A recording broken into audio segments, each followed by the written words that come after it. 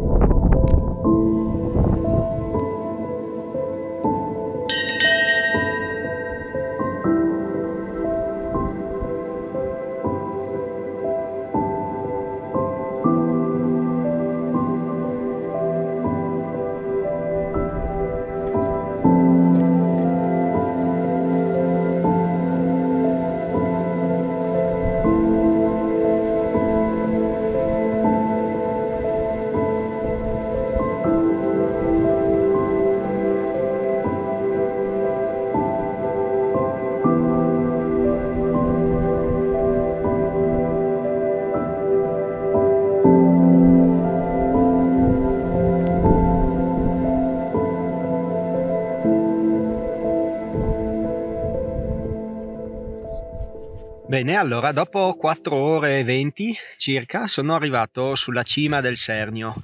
Finalmente era una cima che avevo in programma per quest'anno, poi tra una roba e l'altra è arrivato novembre e ormai me l'ero messa via.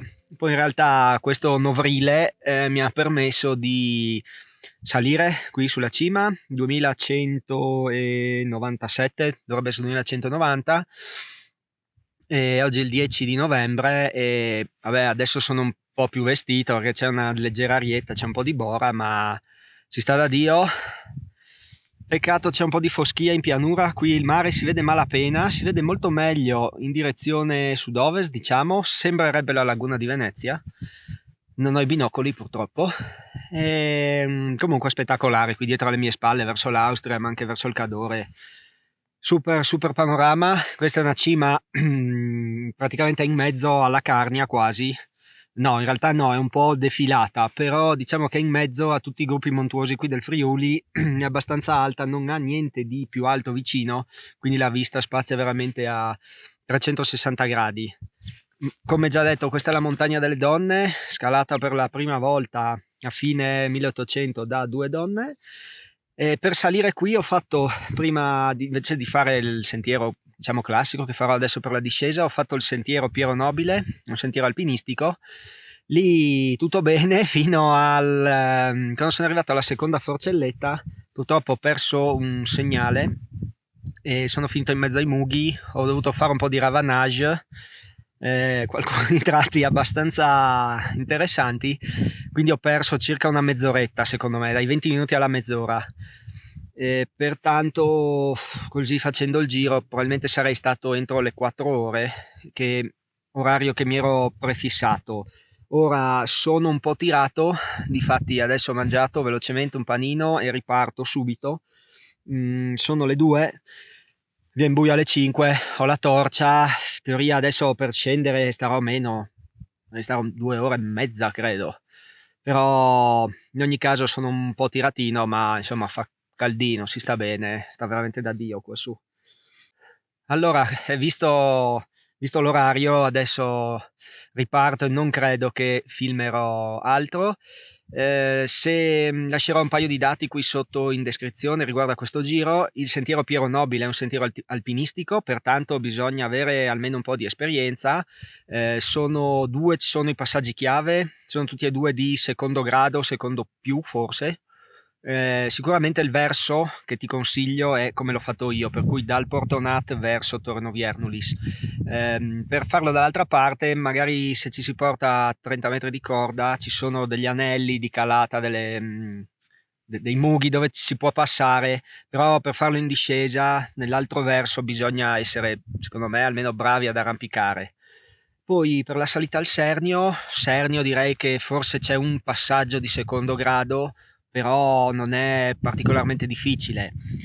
Certo è che c'è un po' di dislivello perché il giro classico mi sembra che è sui 1500, io adesso non ho visto, ma qua sono già ecco che io adesso qua il mio altimetro mi segna 1800 metri di dislivello positivo. Adesso spero tanto che in discesa non ci siano risalite, ma mi sa che a Forcella Flopli c'è una risalita, quindi probabilmente chiuderò verso i 1900 questo giro, per cui bisogna essere un po' allenati, ecco. Per fare il Piero Nobile e la cima allenati e un po' di tecnica, per fare solo il Sernio sicuramente essere in grado di fare dei brevi passaggi di secondo grado, ma soprattutto essere allenati. Quindi dai, ti invito come al solito a vedere sotto in descrizione cosa ti lascio. Io ti ringrazio per avermi seguito, spero che questo video ti sia piaciuto e noi ci vediamo nel prossimo. Ciao, alla prossima!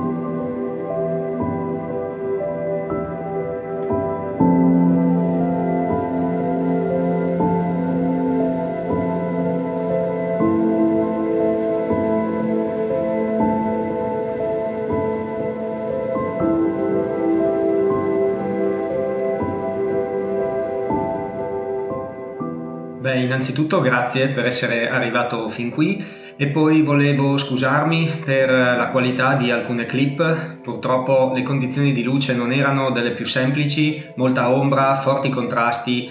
Probabilmente ho sbagliato qualche impostazione nella camera e alcune immagini sono venute un po' smarmellate. Mi dispiace, spero che comunque questo video ti sia piaciuto e ti ringrazio ancora una volta. Ciao!